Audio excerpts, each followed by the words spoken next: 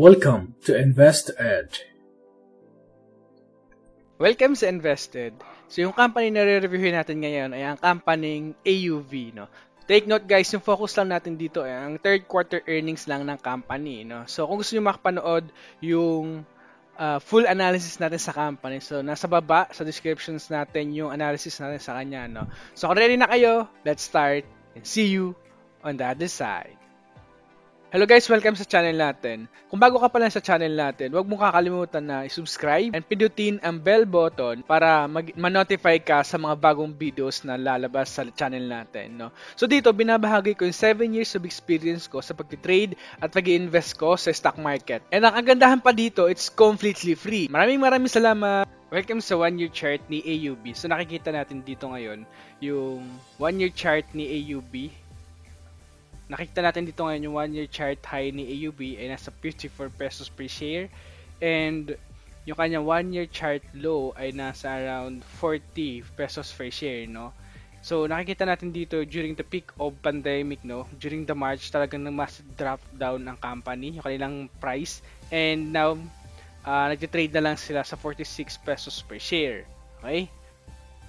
Okay, and this is the revenue breakdown ng company na quarterly basis. So, nakikita natin dito yung third quarter revenue ng company ay nasa 3.4 billion pesos. And comparing to the second quarter of 2020 ay nasa 7 billion pesos. Okay? And comparing also to the first quarter of 2020 na nasa 3.7 billion pesos yung kanilang revenue.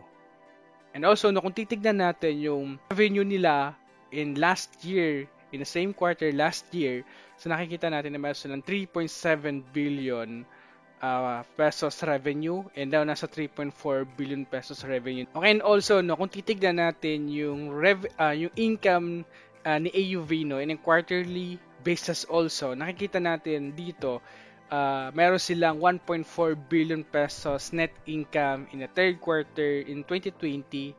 And comparing to the second quarter of 2020 ay nasa 2.3 billion pesos net income sila. And also no, comparing to the first quarter of 2020 ay nasa 1.2 billion pesos lang ang company. Okay? So let's compare the income of AUV in the same quarter last year. So nakikita natin dito meron siyang 1.2 billion pesos net income last year and now nasa 1.4 billion pesos net income ang company. So nakikita natin dito, no, na even though na may pandemic, talagang nataasan niya pa rin yung same quarter last year. Okay? Okay, and this is the price to earnings ratio ng company and the 1-year return ng company comparison, no. So nakikita natin dito, ang company ay down by 16.6% during the 1-year return of company.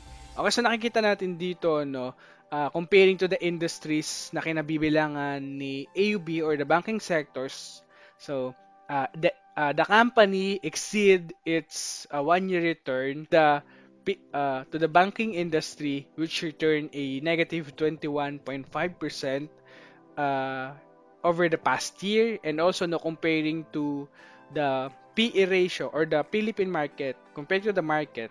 Nakikita natin dito na the company underperformed the Philippine market, which returned a negative 9.2% over the past year, and comparing to the company ay nasa 16.6% ang kanilang down, no?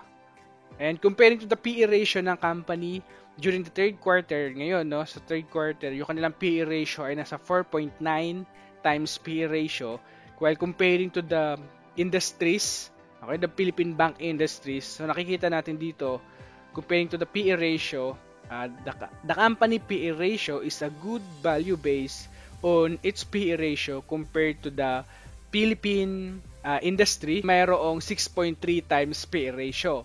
And also, no, comparing to the market, nakikita also natin dito na the PE ratio of AUB is a good value based also compared to the PE ratio of the market na nasa 14.3 times PE ratio. Okay? Okay guys, kung bago ka pala sa ating channel, so ito nakikita nyo yung screener ngayon, no? So ito ay binibigay ko ng libre, no? So please click down below, no? Yung ating face screener kung gusto nyo makita, no? Or gusto nyo mag-analyze ng stocks. So pwede na kayo mag-analyze dito ng stocks. So nakikita natin dito yung intrinsic value ngayon ni AUB ay nasa 115.38. And yung ating margin of safety ay nasa 92.30, no? So, meron tayong upside potential sa kay AUB na 151%, okay?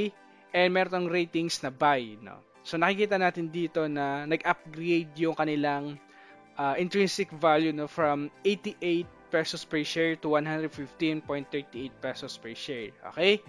Tour lang tayo sa ating screener, no? Nakikita natin dito yung intrinsic value ng company and yung ratings, moat, management, and debt ratings natin yan, nakikita natin.